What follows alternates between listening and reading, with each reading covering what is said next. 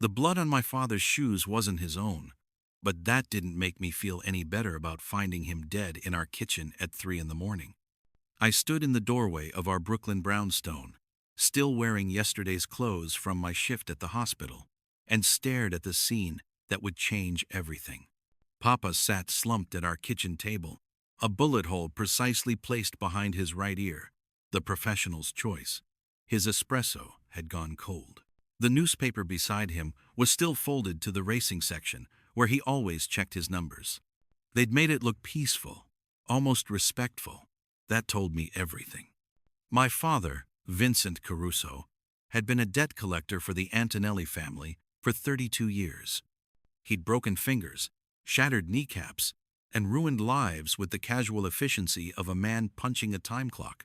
But he'd never killed anyone. That was his one rule, his single thread of honor in a profession soaked in blood.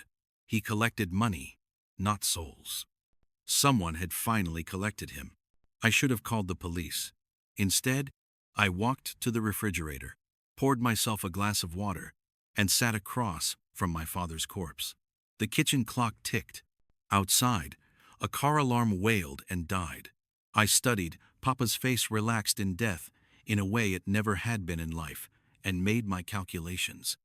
The cops would ask questions I couldn't answer. The Antonellis would expect tears and terror from the daughter of their loyal soldier.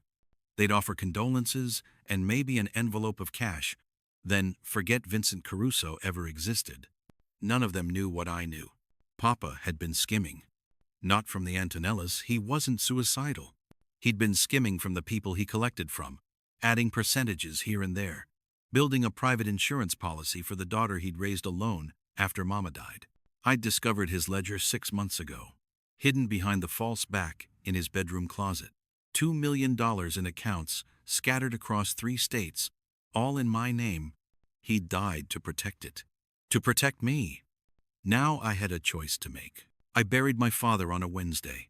The Antonelli family sent flowers, white lilies, that cost more than our monthly rent. Respectful. Distant. Exactly what I expected. What I didn't expect was Marco Antonelli himself showing up at the cemetery. He stood apart from the small crowd of Papa's friends and distant relatives, a man in his early 40s wearing a suit that probably cost more than my nursing degree, dark hair touched with gray at the temples, sharp eyes that missed nothing. He didn't approach during the service, just watched from beneath an ancient oak tree, flanked by 2 men whose jackets didn't quite hide their shoulder holsters. After the burial, as people offered their hollow condolences and drifted away, Marco finally walked over. His shoes clicked against the cemetery path, expensive leather, perfectly shined. "Miss Caruso, I'm sorry for your loss." "Thank you, Mr. Antonelli." I kept my voice steady, my eyes dry. I'd already cried all the tears I had, alone in my apartment. "Your father was a good man, loyal. The family appreciated his service." I nodded, waiting. Men like Marco Antonelli didn't attend the funerals of foot soldiers out of sentiment. "I understand you're a nurse at Brooklyn General Trauma Unit. Demanding work." He pulled an envelope from his jacket. "The family wants to help. For your father's years of service." I took the envelope without looking inside. "That's generous. There's also a position available, if you're interested. We have business interests that require medical oversight. Discreet medical oversight. The compensation would be significantly better than what you're making now." And there it was. The velvet-gloved recruitment. Marco Antonelli didn't do anything without multiple layers of calculation. He wanted me close, where he could watch me, ensure the daughter didn't know anything inconvenient about the father's business. I met his eyes. "I appreciate the offer, Mr. Antonelli, but I prefer to keep my work separate from my father's world. I'm sure you understand." Something flickered across his face, surprise, maybe respect. "I do, but the offer stands, if you change your mind." He handed me a business card, heavy stock, embossed lettering, just a name and phone number. As he turned to leave, I said, "Mr. Antonelli, do you know who killed my father?" He stopped. For a long moment, he didn't turn around. "Your father died because he made a mistake, Miss Caruso. In our business, mistakes have consequences. The matter has been handled. Handled? Now he looked back at me, and his eyes were cold as January. The person responsible is no longer a concern. Your father's debt is paid. He walked away, his bodyguards falling into step beside him, leaving me alone among the graves, with more questions than answers. Chapter 3. I went back to work the next day because sitting in my apartment staring at walls seemed worse than the controlled chaos of the trauma unit. Gunshot wounds, car accidents, overdoses, the endless parade of human disaster was almost comforting in its predictability. Sophia, you didn't have to come back yet. My supervisor, Dr. Rachel Kim, said during shift change. Take more time. I'm better here. She studied me with the clinical assessment of someone who'd seen too many people break under pressure. Okay, but if you need anything, I'll let you know. The shift was brutal. A construction accident with multiple casualties, a domestic violence victim who coded twice, and a teenager who'd wrapped his father's BMW around a telephone pole while texting, kept us running until my feet screamed and my mind went blissfully numb. At 2 a.m., during a rare quiet moment, I pulled out Marco Antonelli's card and stared at it. The person responsible is no longer a concern, which meant Marco knew exactly who'd killed Papa and had already eliminated them. Quick, efficient justice. But something about his words nagged at me. Your father made a mistake. Not was murdered by mistake or got caught in crossfire. Made a mistake. Deliberate. Specific. I pulled up the encrypted files I'd photographed from Papa's ledger on my phone. Names, amounts, dates. Most of it meant nothing to me, just a catalog of human desperation and vice. But I'd started recognizing patterns in the weeks since I'd found it. One name appeared more than others. Castellano. $847,000. The Castellanos were the Antonellis' primary rivals, running operations out of Staten Island. If Papa had been collecting from them, my phone buzzed. Unknown number. I almost didn't answer, but something made me slide the call open. Hello? Miss Caruso. We haven't met, but we have mutual interests. The voice was male, older, with the careful diction of someone who'd learned English as a second language. Your father worked for me briefly before his death. He had something that belongs to me. I'd like it returned. My mouth went dry. I don't know what you're talking about. I think you do. I think you're a smart woman who looks at her father's belongings and asks questions. I'm willing to pay for what's mine. Handsomely. Who is this? Tomorrow night, 10 p.m. There's a diner on Flatbush Avenue called Tommy's. Come alone. Bring what your father took, and we can end this cleanly. He paused. Or don't come, and we end it another way. Your choice, Miss Caruso. The line went dead. I had 24 hours to decide if I was brave or stupid. Probably both. I left the hospital at 7 a.m., exhausted and wired on too much coffee. Instead of going home, I took the subway to Papa's brownstone, now my brownstone, though I couldn't quite think of it that way yet. The police had released the scene. A cleaning service had been through, erasing the evidence of murder with industrial-grade chemicals and practiced efficiency. I went straight to Papa's bedroom and pulled out the ledger. The entries for Castellano weren't just large, they were meticulous. Papa had tracked every payment, every meeting, every deviation from agreed terms. He'd been documenting something, building a case maybe, or insurance. Near the back, I found what I was looking for, a series of property addresses, all in the Bronx, all purchased in the last 3 years, through shell companies, and handwritten notes in Papa's cramped script. C. Using A properties for distribution. M doesn't know. Proof and storage unit, 347. Castellano was using Antonelli properties to run drugs without Marco's knowledge, and Papa had found proof. That's what the caller wanted back, not money, but evidence that could start a war between the families. And Papa had died because he'd tried to play both sides. I sat on his bed, holding the ledger, and felt something crack open inside me. Not grief, exactly. I'd been grieving since I found him dead. This was different, colder. Papa had been a foot soldier his whole life, playing it safe, following orders.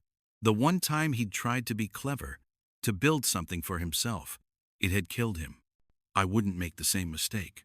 Tommy's Diner looked like every other tired Brooklyn establishment, clinging to life in the shadow of gentrification, faded red vinyl booths, burnt coffee, and a staff too exhausted to care about anything except their tips.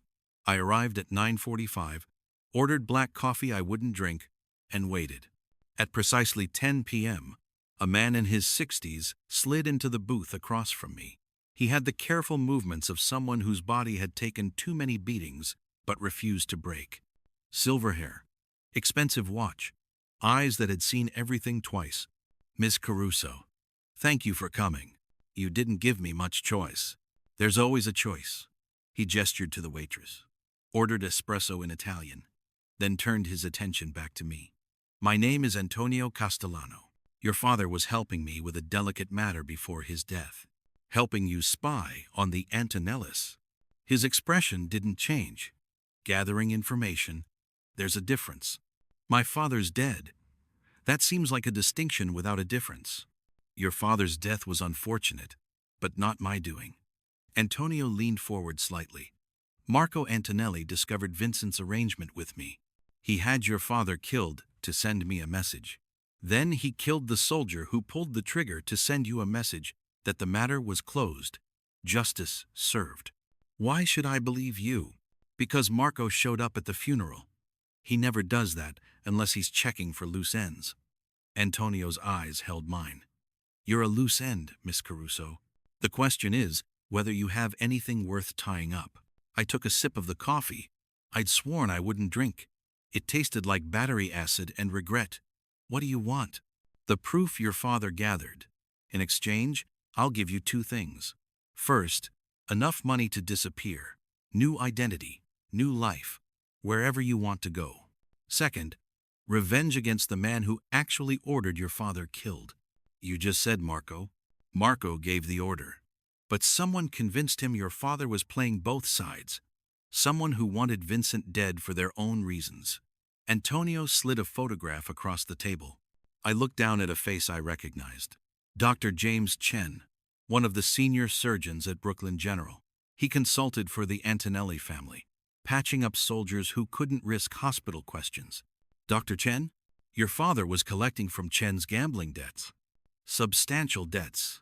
Chen convinced Marco that Vincent was feeding information to me to cover his own skimming. Technically true, but Chen's motivation was purely personal. Eliminate the collector, eliminate the debt. The diner felt suddenly airless.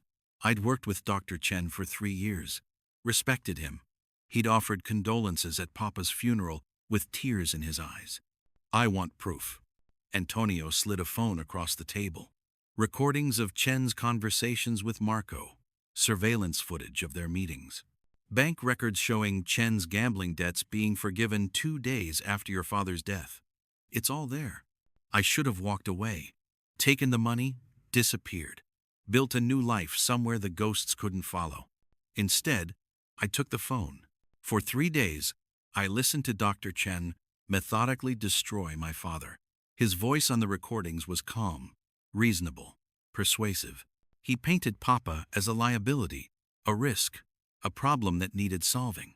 Marco's responses were terse, businesslike, a decision made over coffee about removing a human being from existence. I went to work. I smiled at Dr. Chen when we passed in the hallway. I assisted him in surgery, handing him instruments with steady hands while planning how to destroy him. Antonio had given me leverage. Now, I needed to decide how to use it. The answer came during a 72-hour shift that left me hallucinating from exhaustion. Dr. Chen was in the surgeon's lounge, bragging about a successful triple bypass. He looked happy, relaxed, a man whose debts were cleared and conscience was clean. I sat down across from him with my coffee. "Dr. Chen, can I ask you something?" "Of course, Sophia. What's on your mind?" "My father's death. The police said it was a professional hit, but they can't find any motive. Did he ever mention any problems to you? Anything that might explain it?" For just a moment, something flickered behind his eyes. Fear, maybe, or calculation. "I'm sorry, But your father and I didn't discuss his personal business. We only interacted through his work with the Antonelli family's medical accounts. He stood, straightening his scrubs. I wish I could help more. Actually, you can. I pulled out my phone, turned it toward him. On the screen, his own voice played back. Vincent Caruso knows too much. He's become a liability. If you want to protect your operations, you need to handle this now. The blood drained from his face. We should talk, I said quietly. Somewhere private. We met in his office after midnight, when the hospital was quiet, except for the hum of machines keeping patients hovering between life and death.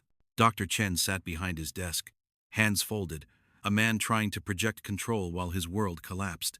What do you want? The truth first. Then we'll discuss terms.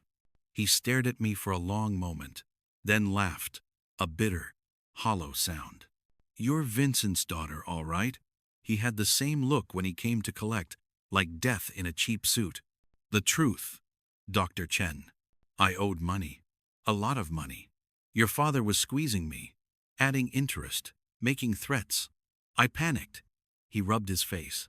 I convinced Marco that Vincent was feeding information to the Castellanos, which was true, technically. I just enhanced certain details, made it seem more dangerous than it was. And Marco had him killed. I didn't pull the trigger. I didn't even suggest it explicitly. I just provided information and let Marco draw his own conclusions. I felt something cold settle in my chest. This was what my father's life had been reduced to collateral damage, in a coward's panic. Here's what's going to happen, I said.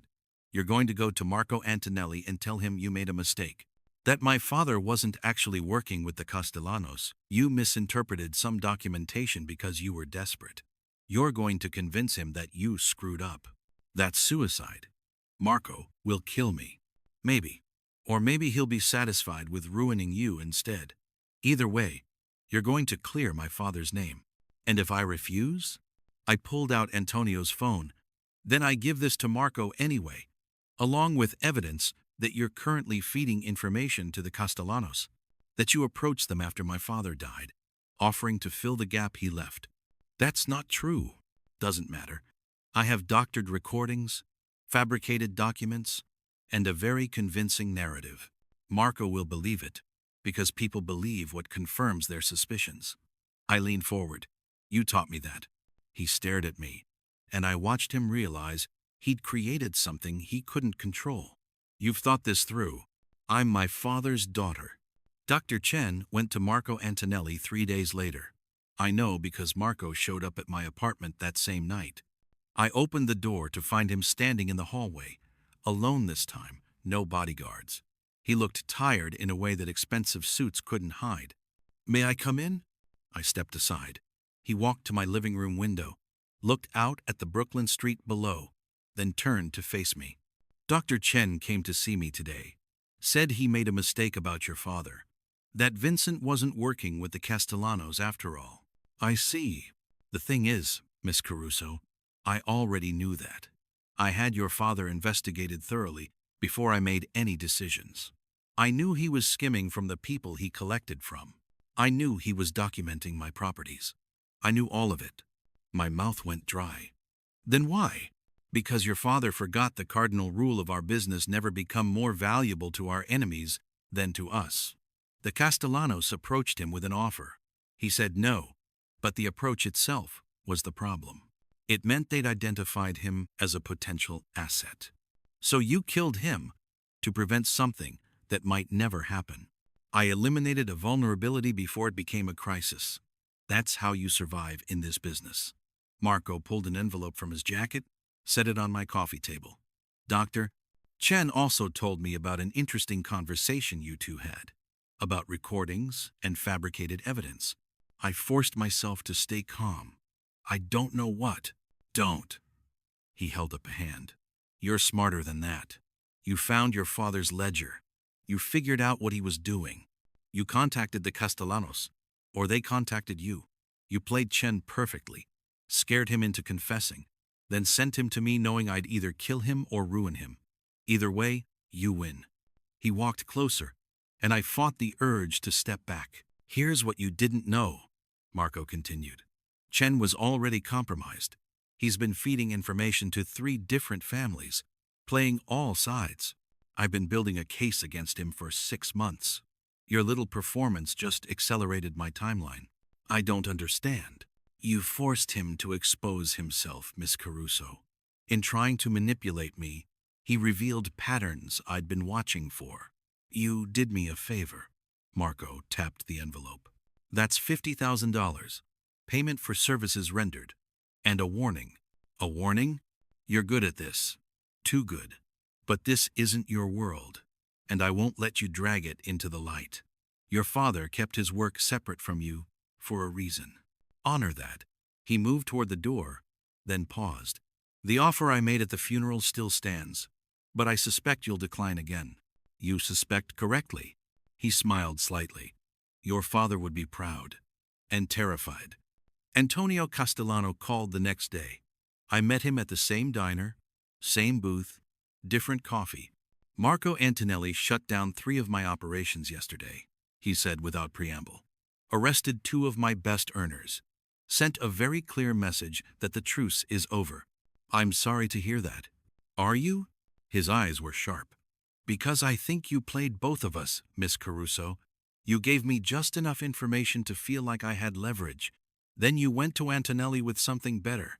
I went to Antonelli with nothing. Dr. Chen went to him out of fear. Fear you cultivated masterfully. Antonio leaned back. Your father was a foot soldier. A good one, but limited in his ambitions. You're different. You see the whole board, not just your piece on it. What's your point? My point is that you're wasted in that hospital.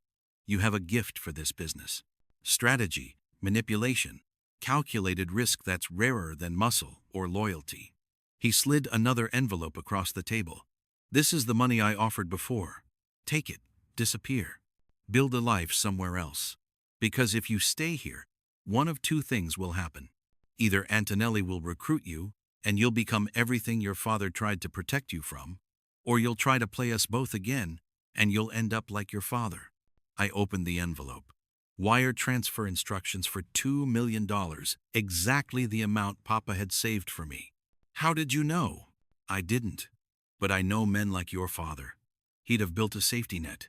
This just makes it real. Antonio stood. Take the money. Honor your father by being smarter than he was. Don't let this world swallow you whole.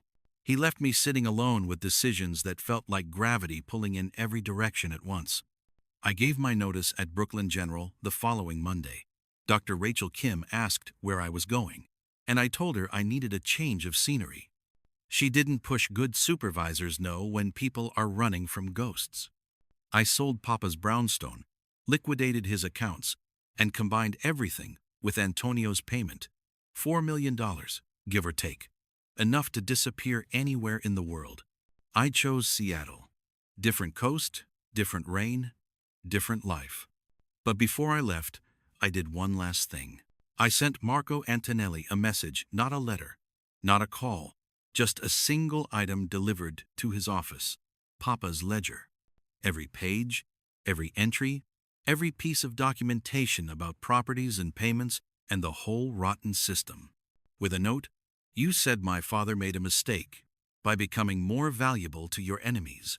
I'm making sure I never become valuable to anyone. We're even. He never responded. I didn't expect him to. I practice nursing in a hospital in Capitol Hill now. I rent a small apartment with a view of Puget Sound. I don't owe anyone anything, and no one owes me. Some nights I dream about Papa sitting at the kitchen table, newspaper folded to the racing section, espresso going cold while death stands patient behind him. In the dreams, I walk in earlier. I stop it. I save him. But when I wake up, I remember the truth. Some debts can't be collected, and some mistakes can't be fixed. You can only choose what you do with what's left behind. I chose to walk away. Every day, I choose it again.